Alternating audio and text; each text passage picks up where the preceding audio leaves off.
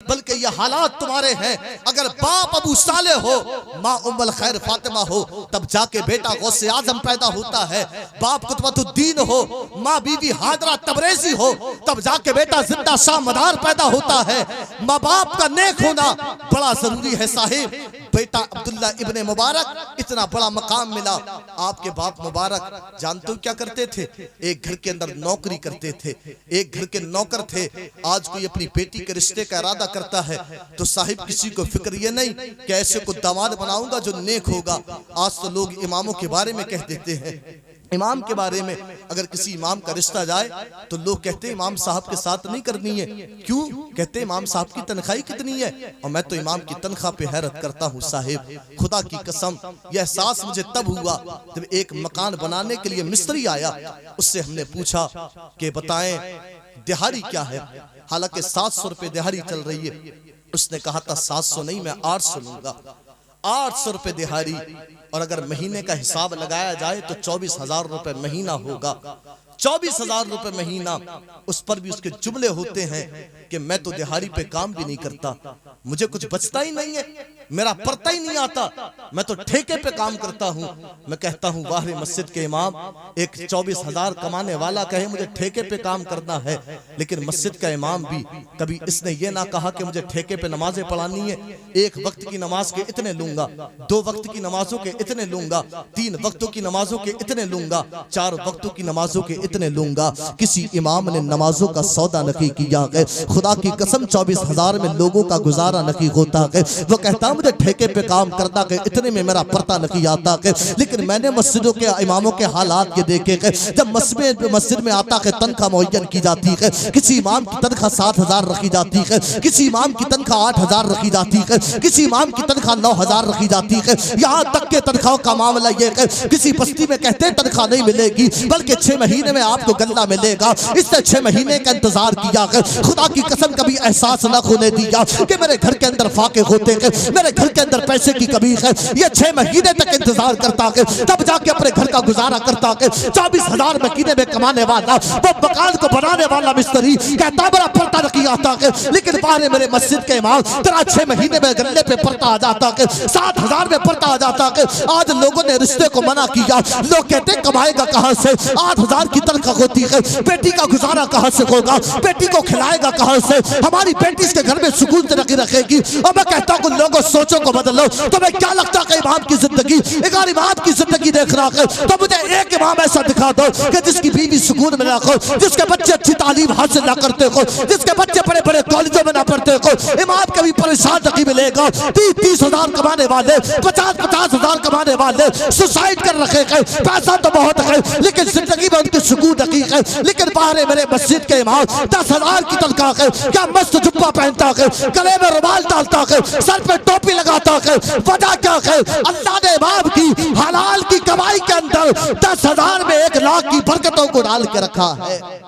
अल्लाह ने इसकी कमाई में बरकतों को डाल के रखा। लोग आज इमामों के बारे में कह देते हैं कि इमाम के साथ नहीं करना, दीनदार उसके साथ नहीं करना। अब्दुल्ला इब्ने मुबारक के वालिद मुबारक ने जब अपनी बेटी का रिश्ता तलाश किया तो आज लोग देखते हैं टाइल पत्थर लगा के नहीं लगा, लोग देखते हैं महीने के 50-60 हजार कमाता है कि नहीं कमाता है। आज यही वजह है अनपढ़ों के साथ में बेटियां की जा रही हैं।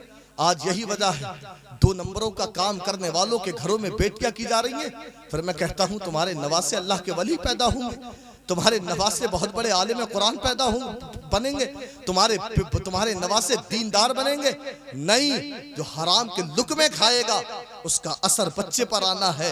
यही वजह है आज स्मैक ये बन रहे हैं, यही वजह है आज शराबी बन रहे हैं, यही वजह है आज जुआ खेल रहे हैं, यही वजह है आज माँ बाप को गालियां दे रहे हैं। आज ये सब कुछ करने वाले कोई और नहीं, माँ बाप है। मुबारक ने अपनी बेटी का रिश्ता तलाश किया, जब नेक लड़का ना मिला तो अपने घर के नौकर के साथ में अपनी बेटी का रिश्ता किया। क्यों? भले ही घर के अंदर नौकरी करता था लेकिन 5 वक्त का नमाजी था, दीनदार था। आज दीनदारी कोई नहीं देखता। आज लोग देखते हैं मालदारी के माल किसके पास में ज्यादा है, महीने के कमाता कितना है। मैं कहता हूँ देखो माल, देखो टाइल पत्थर, लेकिन खुदा की कसम उस घर को बर्बाद होने से कोई रोक नहीं सकता। तुम ये मत समझना कि ये मकान बनाया, टाइल पत्थर लगा है, कमरे में कपाट बना है, कमरे के अंदर फॉल सीलिंग की हुई है कि टाइल पत्थर सब में लगा है। मैं कहता हूँ उस घर को बर्बाद होने से कोई रोक नहीं सकता है। जिस घर में हुजूर की बेटी के तस्करे नहीं होते हैं, जिस घर में हुजूर की बेटी के तस्करे। आज मामलात इतने खराब है कि बयान करूं तो रोना आता है। आज हमारी कौम की बेटियों के हालात, मैं कहता हूं माँ बाप का नेक होना बड़ा जरूरी है, लेकिन आज के माँ बाप, आज की माओ के हालात। हुजूर पाक अलैहिस्सलाम की बेटी कहा था अली मेरा इंतकाल हो जाए तो इस तरीके से दफनाना कि मेरे कफन तक पे किसी की नजर ना पड़े। आज अफसोस होता है मेरी माओ बहनों पर। अल्लाह अकबर, पर्दा अगर किसी को देखना है तो फिलिस्तीन की बच्चियों का देखे। वो 7-8 साल की बच्चियां के इंटरव्यू में कह रही थी जब हम रात को सोते हैं तो पर्दा ओढ़ के सोते हैं। किसी ने पूछा था कि पर्दा ओढ़ के क्यों सोती हो, तो उन 7-8 साल की बच्चियों ने कहा था हम रात को पर्दा ओढ़ के इसलिए सोते हैं, ये जालिम इजराइली बमबारी करते हैं, लोगों की बिल्डिंगें गिरती हैं, लोग उसके नीचे आकर के मरते हैं, हम पर्दा ओढ़ के इसलिए सोते हैं कि हमारे ऊपर जब बिल्डिंग गिरे ना हम उसके नीचे आकर के मर जाएं, रेस्क्यू करने वाले जब हमें निकालें तो हमारे हाथों पे से पर्दे हटे हुए ना हो। ये उनका पर्दा है। लेकिन आज मेरी कौम की बेटियां, अल्लाह अकबर, मेरे सरकार गौसे पाक की वालिदा हजरत उम्मुल खैर फातिमा के बारे में आपके बाबा अब्दुल्ला सौमई ने कहा था मेरी बेटी पैरों से लंगड़ी, कहने का मतलब ये नहीं था वो चल नहीं सकती। मैंने इसलिए कहा था बाप की इजाजत के बगैर कभी घर से कदम बाहर ना निकाला। अंधी का मतलब ये नहीं था कि मेरी बेटी देख नहीं सकती। मेरी बेटी ने कभी किसी गैर महरम पे कसदन निगाह नहीं डाली है। अल्लाह अकबर, जब माएँ नेक होती है तब जाकर के औलाद नेक बनती है। जब माँ परहेजगार होती है तब जाकर के औलाद परहेजगार बनती है। तो आज माँ बाप के हालात ये, माँ नागिन का नाटक देख के मैं कहता हूँ बच्चे अल्लाह के वली बने, माँ सीरियल देख के मैं कहता हूँ अल्लाह बच्चे अल्लाह के वली बने, माँ टीवी देखे लोग समझे बच्चे अल्लाह के वली बने। खुदा की कसम मेरी कौम की माओ अपने हालात को सुधारो। नारे तकबीर, नारे रिसालत, नारे गौसियत, दमदार दमदार दमदार दमदार, नारे तकबीर।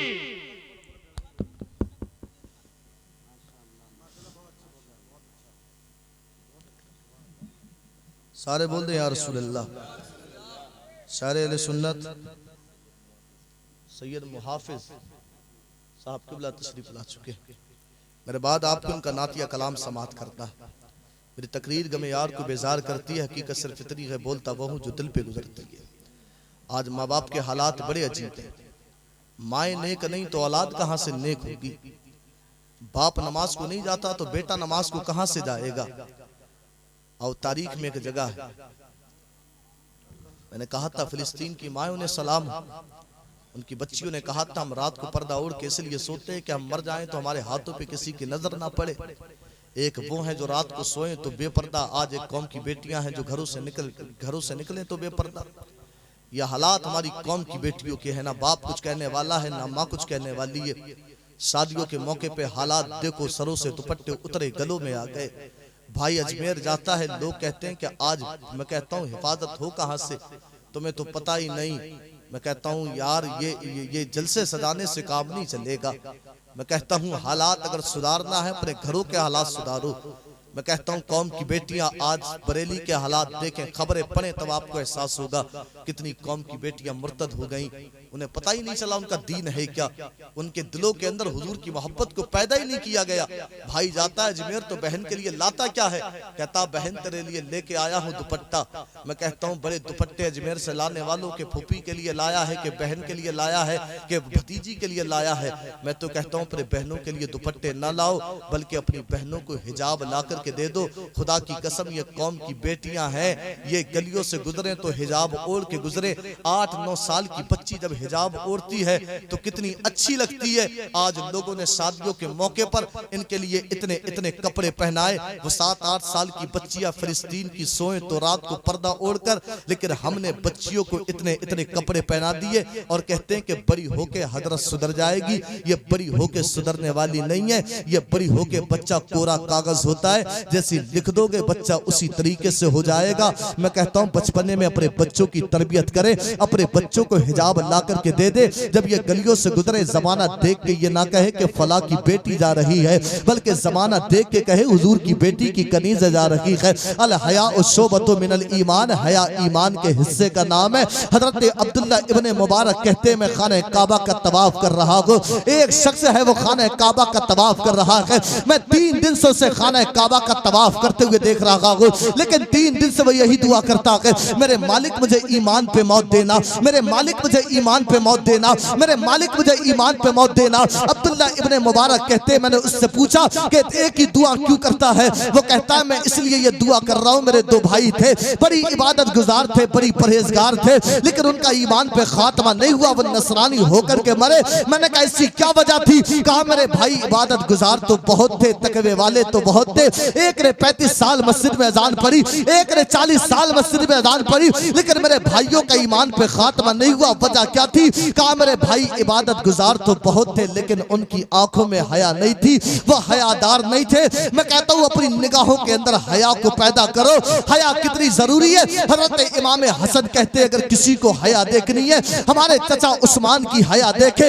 इतनी हया वाले थे, 4 दीवारी के अंदर नहाते, अपनी कमर को सीधा नहीं करते थे। पूछा गया क्यों? इसलिए कमर को सीधा नहीं करते थे, खुद को देखते हुए भी उन्हें हया आती थी, खुद को देखते हुए हया आए उसे उस्मान कहते हैं। हजरत आयशा कहती है नबी पाक अलैहिस्सलाम की बारगाह है, हजरत उस्मान आ गए, हुजूर पाक अलैहिस्सलाम उठे, पिंडलियों पे कपड़े को ढक लिया।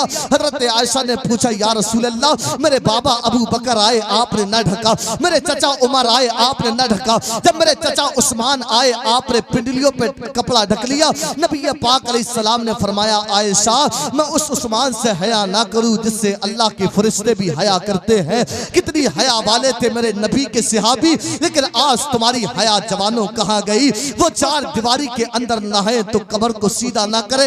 आज तुम गर्मी के मौसम के नाम पर अंडरवियर को पहन के मार्केट में घूमने लगे। तुम कहते हो गर्मी बहुत है मौलाना इसलिए अंडरवियर पहना है। मैं कहता हूँ तुझे दुनियावी गर्मी का एहसास है, लेकिन तुझे कब्र की गर्मी का एहसास नहीं। उस कब्र के बारे में सोचे, उस कब्र के फिक्र करे। अल्लाह अकबर। मेरे नबी के सहाबी हजरत उमर 22 लाख मुरब्बा मील का मालिक, आधी दुनिया का बादशाह है उमर। मैं तुमसे पूछना चाहता हूँ क्या तुम्हें मर के दुनिया से जाना नहीं है? क्या तुम्हें मर करके अल्लाह की बारगाह में हाजिर नहीं होना है? क्या तुम्हें कब्र की फिक्र नहीं है? हजरत उमर मेरे नबी का वो सहाबी ईद के दिन रो रहे हैं। किसी ने पूछा था उमर ईद के दिन क्यों रो रहे? आपने कहा था ये ईद का दिन है, हादा यौमुल ईद व हादा यौमुल वगीर। ये ईद का दिन भी है, ये खुशी का दिन भी है, ये गम का दिन भी। खुशी का उनके लिए जिनके रोजे अल्लाह की बारगाह में कबूल हो गए, जिनकी नमाजें अल्लाह की बारगाह में कबूल हो गई। उमर अपने अल्लाह की बारगाह में रो के कह रहा मेरे अल्लाह मेरे गुनाहों को माफ कर दे, मेरे अल्लाह मेरी खताओं को माफ कर दे। 22 लाख मुरब्बा मील का मालिक ईद के दिन रो रहा है, ईद के दिन आंख में आंसू है, कहता है मेरे अल्लाह मुझे माफ कर दे। मैं तुमसे पूछना चाहता हूँ वक्त के प्रधान बन गए, अकल चलन बदल गया, वक्त के चेयरमैन बन गए, अंदाज बदल गए, जरा सी दौलत क्या आ गई पास में, तुम्हारे तेवर बदले हैं। मैं कहता हूँ जिस दिन तेरे तेवर बदलने लगे उस 22 लाख मुरब्बा मील के मालिक उमर को याद कर लेना। नमाज की हालत में खंजर लगा, अपनी पेशानी को जमीन पर रख के कहा था मेरे मालिक लोग कहते हैं उमर ये है, लोग कहते हैं उमर वो है, लोग कहते हैं उमर पावर वाला है। नहीं नहीं नहीं, उमर पावर वाला नहीं, उमर तो चंद सांसों का मोहताज है, उमर को मोहतानी है। 22 लाख मुरब्बा मील का मालिक कहता था काश उमर ना होता, जमीन पे पड़ा हुआ मिट्टी का ढेला होता। हजरत अबू बकर सिद्दीक कहते थे काश मेरी माँ मेरे हक में बाज होती, मैं अबू बकर पैदा ना होता, मुझे मौत ना आती। तुम्हें मौत की फिक्र नहीं है, मौत की तैयारी कर लो, मौत तुम्हें आकर के रहनी है। ये अल्लाह के वली ये सिर्फ करामतें नहीं दिखाते, इनके डरने का आलम ये। ईद का दिन सरकार गौसे पाक रो रहे। किसी ने पूछा था, ए अब्दुल कादिर जिलानी, ईद के दिन क्यों रो रहे हो? वो करामतों को दिखाने वाला, वो मुर्दों को जिंदा करने वाला, वो कश्ती को तराने वाला, वो ईद के दिन रो के कह रहा, लोगों ये ईद का दिन नहीं, अब्दुल कादिर के लिए ईद का दिन तब होगा जब अपने ईमान को सलामत दुनिया से लेकर के जाएगा। अपने ईमान की फिक्र करे, कहीं मौत इस हाल में ना आए। गाने सुनते हो, कहीं मौत इस हाल में ना आए। गंदी गंदी फिल्में देखते हो, गंदी गंदी तस्वीरें देखते हो, खुदा की कसम मौत की तैयारी कर लो। मौत तुम्हें आकर के रहनी है, मौत तुम्हें आकर के रहेगी, मौत तुम्हें मोहलत नहीं देगी। क्या हादसे की मौत नहीं देखते? आज लोग तो समझते कभी अभी तो 70 साल की उम्र होगी, अभी तो 80 साल की उम्र होगी, अभी तो 90 साल की उम्र होगी, अभी तो दाढ़ी के बाल सफेद होंगे। नहीं नहीं नहीं, मैंने बूढ़ों को चारपाइयों पे लेटे देखा है, मैंने बच्चों के जनाजे उठते देखे हैं, मैंने जवानों के जनाजे उठते देखे हैं। क्या तुम हादसे की मौतें नहीं देखते? राह चलते किसकी खबर आती है? अभी तो अच्छे खाते थे, मर गया, इंतकाल कर गया, दुनिया से चला गया। ओ खुदा की कसम कब्र की फिक्र करो, तुम्हें कब्र का ख्याल नहीं है, कब्र की फिक्र नहीं है, मौत की फिक्र नहीं। हजरत अबू हुरैरा के मौत का वक्त आया ना, तो आपका जिस्म कभी सुर्ख है, कभी पीला है, कभी सुर्ख है, कभी पीला है। पूछा था अबू हुरैरा, ये तेरे जिस्म का हाल क्या है? आपने कहा था, देखते नहीं, अबू हुरैरा के मौत का वक्त है। अपने अल्लाह से कह रहा है, मेरे अल्लाह मुझे माफ कर दे, मेरी खताओं को बख्श दे। ये हजरत अबू हुरैरा रो रहा है, ये इनके डर और खौफ का आलम है। सरकार गौसे आदम हरम में कंकरियों पे सर को रख के कह रहे थे, मेरे अल्लाह मुझे माफ कर दे, मेरे अल्लाह अगर मुझे माफ ना करे, कयामत के दिन मुझे अंधा उठाना, ताकि नेक लोगों के सामने मुझे रुस्वा ना होना पड़े। ये अल्लाह वाले हैं, इनका डर और इनका खौफ देखे, इनके सीनों में कितना डर है। हजरत अबू बकर सिद्दीक कहते हैं, काश मेरी माँ मेरे हक में बांझ होती, मैं अबू बकर पैदा ना होता, मुझे मौत ना आती। तुमने इतना आसान समझा है मौत को? मैं तो कहता हूँ हादसे की मौत से पनाह मांगो। तुम्हें क्या लगता है जब मुर्दे को गस्साल गुस्ल देता है, वो कहता है गस्साल मेरे हाथ को आहिस्ता से उठा, मुझे तकलीफ होती है, मेरे पैर को आहिस्ता से उठा, मुझे तकलीफ होती है। फरमाया बालों में कंघी ना करो, से तकलीफ होती है। आंखों में काजल ना लगाओ, मुर्दे को तकलीफ होती है। मैं कहता हूँ काजल लगाए तो तकलीफ होती है। वो जिनके एक्सीडेंटों की खबरें आती हैं और खबर आती है पोस्टमार्टम होगा, जल्लाद आएगा, सीने को फाड़ेगा, दिल को निकालेगा, एक तरफ रखेगा। मैं कहता हूँ अल्लाह उन्हें कितनी तकलीफ होती होगी। तुम्हें फिक्र नहीं है, तुम नाच रहे हो रात रात भर डीजो पर, तुम शराबे पी रहे हो, तुम्हें मौत की फिक्र नहीं है। अलगिना और रुकियतु जिना, गाना जिना का मंत्र है। महफिलों की बात आती है तो लोगों को नींद आने लगती है और डीजो पे पूरी पूरी रात नाचते हैं लोग। हमारे दिलों से खौफ खत्म हो गया। जब खौफ खत्म हो जाता है तो याद रखें, जिन माँ बाप के दिलों से अल्लाह का खौफ खत्म हो जाए, उनकी औलाद अल्लाह की वली नहीं बनती है। मैंने कहा था करामतें सुनाने का आदी नहीं, ऐसे माहौल में मुझसे तकरीर होती भी नहीं है। आओ सुनो, अपने बरेली के पास में एक जगह है, बदायूं, अपने वक्त का बुखारा रहा है। वहां शाह अरब की बेटी सैयदजादी, वो बदायूं से चली, अपना 7 साल का बच्चा लेकर दिल्ली पहुंची। उसने रेंट पे कमरा लिया, किराए पे कमरा लिया। अल्लाह अकबर, कैसी खातून थी वो। आज हमारी कौम की बेटियों ने इज्जत को तार तार कर दिया। इंस्टाग्राम पे कौम की बेटियां नाच रही हैं, फेसबुक ट्विटर पर कौम की बेटियां मुजरा कर रही हैं। नाम फातिमा, नाम मरियम, नाम जैनब है। मैं कहता हूँ दो बातों में से एक बात मान ले, या नाम बदल दे या किरदार बदल दे। आज बड़ा अफसोस होता है साहिब, जबकि कौम की बेटी जाती है। भाई को चाहिए था कि इनके लिए दुपट्टे नहीं, अपनी बहनों को हिजाब ला करके देता। कहाँ गई तुम्हारी हया? वो सैयदजादी 7 साल का बच्चा लेकर के पहुंची। 7 साल का बच्चा लेकर रात को रोई, चीख मारी। जब उसने चीख मारी तो उसके 7 साल के बच्चे ने आके कहा था, मेरी माँ तूने चीख क्यों मारी है, तेरी आंख में आंसू क्यों है? उस सैयदजादी ने कहा था, मेरे लगते जिगर मेरे हाथ पे छिपकली आई, मैंने छिपकली को तो हटा दिया लेकिन मुझे कब्र का ख्याल आ गया। आज तेरी माँ दुनिया के अंदर छिपकली से डरती है, कब्र में बड़े बड़े बिच्छू आएंगे, कब्र के उस बिच्छू को याद करो जिसके 70 डंक होंगे, एक डंक मारेगा जिस्म में जहर ऐसे सराहत करेगा कि हड्डियों से गोश्त झड़ जाएगा। कब्र को सांप को याद करे जिसको अज़दहा सांप कहा जाता है, वो कहेगा मेरे रब का हुक्म है अगर फजर की नमाज छोड़ी है तो जोहर तक मारू, अगर जोहर की छोड़ी है तो असर तक मारू। जवानों तुम मस्जिदों से दूर हो, तुम मदारिस से दूर हो, तुम कुरान की तिलावत से दूर हो। मेरे गौसे आजम के बारे में आता है 40 साल तक इशा के वजू से फजर की नमाज अदा की है, हर रात में कुरान करीम को मुकम्मल करते रहे। इबादत का आलम यह था, एक मस्जिद के अंदर नमाज पढ़ने के लिए पहुंचे, नियत बांधी मेरे गौसे आजम ने, मुझसे सिजदे की जगह सांप आ गया, उसने मुंह खोल दिया। मैं कहता हूं हमारी तुम्हारी तरह कोई होता ना, ये तो हमारे हालात है। अगर नियत बांधे ना मस्जिद में तो अब मच्छर बैठ जाए तो हाथ मारता है, मक्खी बैठे तो हाथ मारता है, अगर खांसी आए तो इस तरीके से खांसता है कि पूरी मस्जिद में ऐसा लगता है इसकी आवाज कि पता नहीं कितनी जोर से खांसता, और खुद जान करके जोर जोर से खांसते हैं लोग। और रमजान का महीना आए तो शिकायतें आती हैं, इमाम साहब तस्लीम को समझा दो, मैंने नियत बांधी तरावी की, इसने मेरी जेब में हाथ डाला, पैसे निकाल के ले गया। ये खबरें आती हैं, इमाम साहब फला को समझा दो, तरावी पढ़ने नहीं देता, मैं सिजदे में गया, मेरे हाथ पैर पकड़े, मुझे पीछे खींच करके ले गए। ये लोगों ने नमाज का मजाक उड़ाया। मैं कहता हूँ ये हमारे हालात, ये मेरे सरकार गौसे आजम, नियत बांधी, सांप आ गया, भागे नहीं, नियत नहीं तोड़ी, सजदा किया, वो सांप आपके गले में घुसा, आस्तीन के जरिए बाहर निकल गया। अगले दिन फिर मस्जिद में दाखिल हुए, उस एक इंसान बड़ी बड़ी आंखों वाला कोई है, उसने कहा था अब्दुल कादिर मैं कोई और नहीं, मैं इंसान में से नहीं, मैं जिन्नात में से हूँ। कहा मैं वो हूँ जो कल आपके गले में सांप घुसा था, वो मैं ही था। मैंने अल्लाह के न जाने कितने वलियों को आजमाया है, लेकिन आप जैसा इस्तिकामत पे कायम किसी को नहीं पाया। ये थी नमाज से मोहब्बत, नियत तोड़ के नहीं भागे थे। 40 साल तक इशा के वजू से फजर की नमाज अदा करते रहे। मैं कहता हूँ एक जलसा नहीं, 1000 से सजाना। अगर नमाजों से दूर है तो समझ लेना तुम कामयाब नहीं हो, ये जलसे तुम्हारे कामयाब नहीं है। मैं ये जलसा तब कामयाब होगा जब इस जलसे से पैगाम लेकर के एक जवान उठेगा, फजर की नमाज में जो नजर आएगा, जोहर की नमाज में जो नजर आएगा, मस्जिद की सफों को भरते हुए अगर मुसलमान नजर आएंगे, तब मैं समझूंगा कि हमारे जलसे कामयाब हुए। बल्कि पूरी रात जलसा सजाते रहना, अगर फजर की नमाज में सोते रखे तो ये जलसे की कामयाबी रखी है। उस सैयद के हाथ पे छिपकली आई, उसके बच्चे ने पूछा मेरी माँ तू क्यों रोई है? उसने कहा था हाथ पे छिपकली आई, मुझे कब्र का ख्याल आ गया।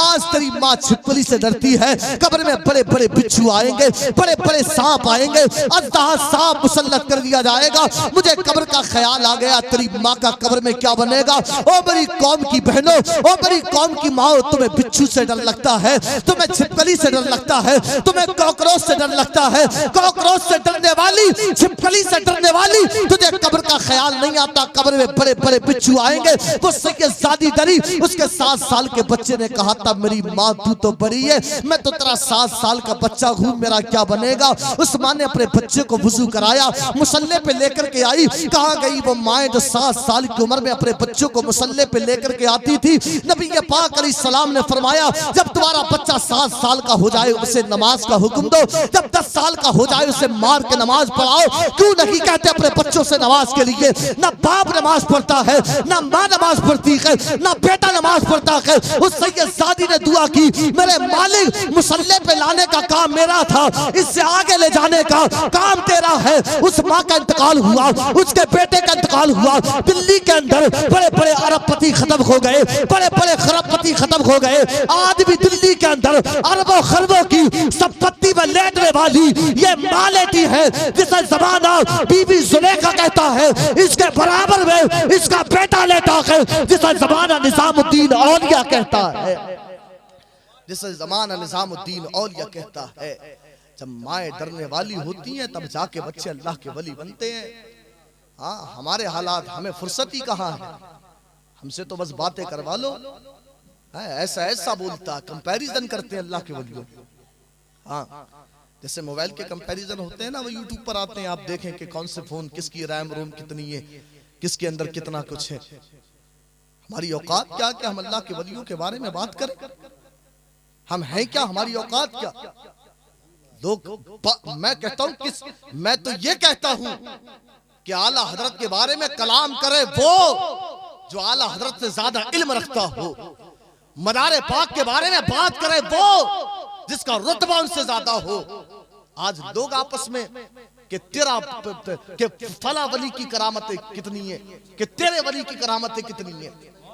आज हालात बड़े, मैं कहता हूं किस मुंह से बात कर लेते हो यार? कभी अपने हालात देखो, अपने गिरेबान में झांक करके देखो। मैं तो कहता हूं कुछ कहने की औकात नहीं, बस इतना कहे, तेरे टुकड़ों पे पले गैर की ठोकर पे ना डाल, छिड़कियां खाए कहां छोड़ के सदका तेरा।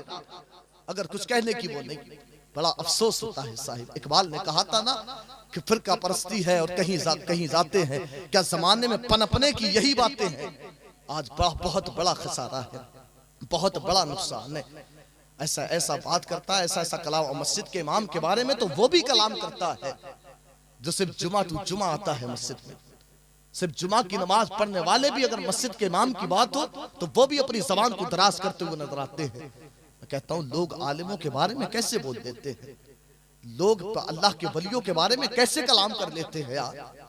किस तरीके से इनकी वो हो जाती है कि फला वली का मकाम ये है, फला वली का मकाम ये है। हम तो कहते हैं हम मदारे पाक के कदमों की धूल के बराबर भी नहीं।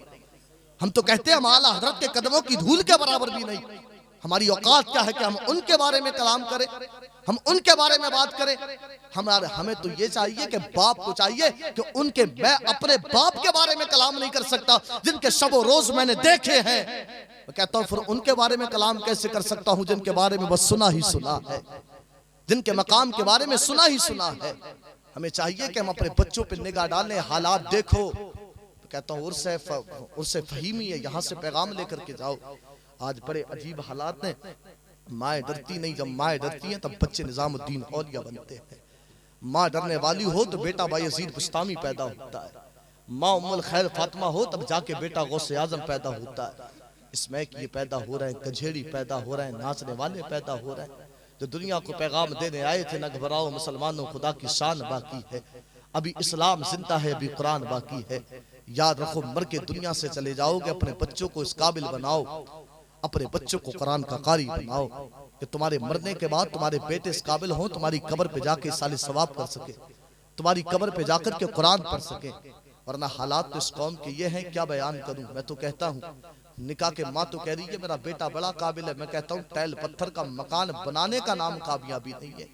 मैं कहता हूँ इन चीजों का नाम कामयाबी देखना तो कभी निकाह के वक्त देखो इनकी कामयाबी। हालात बेटों की ये है कि इनसे सही से कलमा तक नहीं पढ़ा जाता। कलमा पढ़ाओ तो कहता है आए, हाँ कलमा पढ़ाओ तो आए कहता है, और वह मलाइकती ही उसको पढ़ लिया और मलाई खाई थी। इकरारुन बिल्लिसानी को पढ़ रहे हैं, इकरारुन बिल्लिसानी। ये हालात है हमारी कौम के जवानों के, इनसे सही से कलमा नहीं पढ़ा जा रहा है। और तुम क्या समझते हो तुम्हारे मरने के बाद ये तुम्हारी कब्र पे जाकर के मिट्टी देंगे? तुम्हारे बेटे मिट्टी नहीं देंगे। अब तो मिट्टी क्या, मिट्टी के तले अपने माँ बाप को दबा रहे हैं। ये अभी कुछ दिन पहले मैंने खबर पढ़ी कि सगे बेटों ने अपनी माँ का गला घोटा। पिछली साल जनवरी के महीने में खबर पड़ी कि बच्चों ने अपनी माँ की चारपाई छत पे ले जाकर के डाली, ये सोच के इसकी खिदमत तो बनी की जाती, हवाएं चलेंगी इसका दम निकल जाएगा। औलाद अपनी माँ बाप को मार रही है, वो औलाद जिन माँ बाप ने अपने बच्चों को इल्म दीन से दूर रखा, जिन माँ बाप ने अपने बच्चों को कारी कुरान नहीं बनाया, जिन माँ बाप ने अपने बच्चों को आलिम कुरान नहीं बनाया, उनकी औलाद उनके साथ तुम्हारे मरने के बाद ये तुम्हारी कब्र पे जाकर के मिट्टी देंगे। मिट्टी की है कितनी दुआ, मिनहा खलकनाकुम व फीहा नुईदुकुम व मिनहा नुखरिजुकुम तारतन उखरा। लेकिन यहाँ तो हालात ये है, मिट्टी लेके 1 घंटे से बैठा कब्र पे, इधर कई बार डाल दी, उधर उसकी एक ही बार में नहीं पड़ रही। हमने पूछ लिया क्या दुआ याद है, सुनाओ, तो कह रहा थोड़ी सी याद है। मैं कह रहा हूँ थोड़ी सी में इतनी देर तक बैठा रहा, पूरी याद होती तो पता नहीं कितनी देर बैठा रहता। ये हालात है, मिट्टी देने की दुआएं याद नहीं है। तालीम और तरक्की में पीछे है ये कौम जिसका आगाज इकरा से हुआ था। अंग्रेजी इतनी पढ़ ली कि वक्त आने पे अंग्रेजों को ग्रामर पढ़ा देंगे, लेकिन कुरान इतना नहीं पढ़ा। बाप का इंतकाल हो जाए तो बेटा सरहाने बैठ के कुरान पढ़ते। मेरे सरकार गौसी पाक की वालिदा ने 18 पारे तो अपने बेटे को पेट में याद करा दिए थे। मैं कहता हूँ ओ मेरी कौम की माओ, तुम पेट में क्या दुनिया में आने के बाद बच्चे को एक पारा ही पढ़ना सिखा दे तो बड़ी बात है। कलमा नहीं पढ़ा जाता, मैं तो कहता हूँ इस काबिल बनाओ अपने बच्चों को कि इमामों के मोहताज ना रहो। मरने के बाद जब साहिब हमारा जनाजा निकले ना, तो हमारा नमाज जनाजा पढ़ाने के लिए मस्जिद के इमाम साहब ना आए, बल्कि खुद का बेटा इस काबिल हो कि अपने बाप की नमाज जनाजा पढ़ाने के लिए आए। जब बाप के जनाजे पे निगाह जाएगी, दिल में ख्याल आएगा अल्लाह ये उसी बाप का जनाजा के जिसने उंगली पकड़ के चलना सिखाया था, जिसने मुझे बोलना सिखाया था, जिसने मुझे कारी कुरान बनाया था, जिसने मुझे आलिम कुरान बनाया था। खुदा की कसम जब बाप के जनाजे पे निगाह जाएगी ना, तो बचपन की शफकतें याद आएंगी कि कितना प्यार दिया था मेरे बाबा ने मुझे, कितनी प्यार किया था एक बाप ने मुझे। खुदा की कसम ये बाप वो है, अगर बीमार हुआ तो सारी दुनिया सो रखी थी, बीमार हुआ सुकटिया के लोग सो रहे थे, रातों रात मुझे अमरिया लेकर के गया। डॉक्टर ने कहा था इसका इलाज यकीन नहीं बरेली में हॉस्पिटल में होगा। ये रातों रात बरेली लेकर के पहुंचा था। ये मेरी उस माँ का जनाजा है जिसके कोख के अंदर 9 माह रह करके आया हो, उस माँ का जनाजा है जिससे कभी दर्द का एहसास न किया, उस माँ का जनाजा है अगर बचपन के जमाने में बिस्तर को गीला किया था, इसने मुझे सूखे में लिटाकर खुद पूरी रात गीले में गुजार दी थी। खुदा की कसम बेटों को कारी कुरान बना लो, बेटों को आलिम कुरान बना लो। बाप के जनाजे पे निगाह जाएगी, बचपन की शफकतें याद आएंगी, बचपन का प्यार याद आएगा। हो सकता है बेटे के माँ बाप की मोहब्बत में तो आंसू निकल जाएंगे। मेरा रब बड़ा रहीम है, रब की रहमत आवाज देगी, ए हाफिज़ कुरान अपने आंसुओं को पोंछ ले, क्या मैंने तेरे बाप की बख्शिश फरमा दी है। अपने बेटों को इस काबिल बनाओ, इन्हें पढ़ाओ, इन्हें दीन की तालीम दो। ना हालात तो साहिब बहुत खराब है, तो रोना आता है बयान करते हुए, क्या बयान किया जाए। 12-12 साल के हैं, 10-10 साल के स्पैक का नशा कर रहे हैं, टूटने कहला रही है कौम मुस्लिम के बच्चे। कहता हूँ बेवक्त अल्लाह वालों से मोहब्बत तब सच्ची कहलाएगी कि जब अल्लाह वालों के तरीकों पे जिंदगी गुजारी जाएगी। 7 दिन तक मदारे पाक ने दूध नहीं पिया था अपनी माँ का। पता चला पड़ोस में सूदी रहता था, लेकिन लोग खा रहे हैं हराम के लुक़मे, कोई पता ही नहीं है। अल्लाह कुरान में फरमाता है ला ताकुलू अम्वालकुम बैनकुम बिल बातिल, कि एक दूसरे का माल नाहिक ना खाओ, कसब करके ना खाओ। लेकिन यहाँ तो हालात ही है। वो सरकार गौसे पाक के वालिद थे, दरिया से सेब खाया था तो ज़मीर पुकार उठा, अबू सालेम मालिक की इजाज़त के बगैर खाया, 40 दिन तक पेट में रहेगा। यहाँ तो हालात ये मालिक की इजाज़त, अगर हम में से कोई होता एक सेब खाता उठा के और वहाँ बैठ के इंतजार करता 3-4 बहते हुए और आ जाए, घर वालों के लिए भी इंतजाम हो जाएगा। ठंड का महीना आ रहा, मूंगफली का ठेला लगा होगा, जाएंगे एक तोड़ेगा तब जाकर के तुलवाएगा। किसी की दुकान पे जाता है, 2 रुपए की चीज लेने जाता है, डिब्बा खोला और हाथ डाला, निकाल ली नमकीन, जैसे इसके बाप की दुकान हो है। और गुजर तो जाए गांव से गन्ने की ट्राली, शकील खींच, अबरार खींच, फारूक खींच, फिर एहसास ही नहीं होता कि ये जो गन्ने ये इसके बाप का माल जाता हो, जैसे ऐसे गन्ने खींचते हैं जैसे ये खाना जायज हो जाएगा। याद रखे हराम है हराम, जो हराम का लुकमा खाया जाए 40 दिन तक पेट के अंदर रहता है। कितने दिन? 40 दिन तक पेट के अंदर। उस हालत में जो बच्चा पैदा होगा ना, फरमाया उस बच्चे पे उसका असर जाहिर होगा। अब्दुल्ला इब्ने मुबारक, इनके बाप घर में भले ही नौकर थे, नौकरी करते थे, मगर इबादत गुजार थे, परहेजगार थे। कि बाप ने अपनी बेटी का रिश्ता मुबारक के साथ किया, जब इन दोनों का मिलन हुआ, एक चमन बना, उसमें जो कली खिली उसे जमाना अब्दुल्ला इब्ने मुबारक कहता है। अगर माँ बाप नेक हों तब जाकर के नेक औलाद पैदा होगी। मैं कहता हूँ नेक बने, मगर आज की माओ के हालात देख करके हमें रोना आता है। मैं कहता हूँ इनसे पर्दा करें। हया ईमान के हिस्से का नाम है, हया ईमान के जेवर का नाम है, लेकिन कहाँ गई तुम्हारी हया? तुम्हें फिक्र ही नहीं है पर्दे की, तुम्हें कुछ एहसास ही नहीं। हुजूर की बेटी ने कहा था अगर इंतकाल हो जाए तो इस तरीके से लेके जाना मेरे कफन तक पे किसी की नजर ना पड़े। कि फातिमा का कफन तक पे किसी की नजर कितनी मोटी थी, कितनी पतली थी। एक सहाबिया कहती है हमने देखा कि खजूर की छाल से कुछ तैयार किया जा रहा है, रात का वक्त है, इस तरीके से उनके जनाजों को छुपाया गया। लेकिन हमारे हालात तो ये, हमारे घरों की खवातीनें घरों से निकले तो बेपर्दा।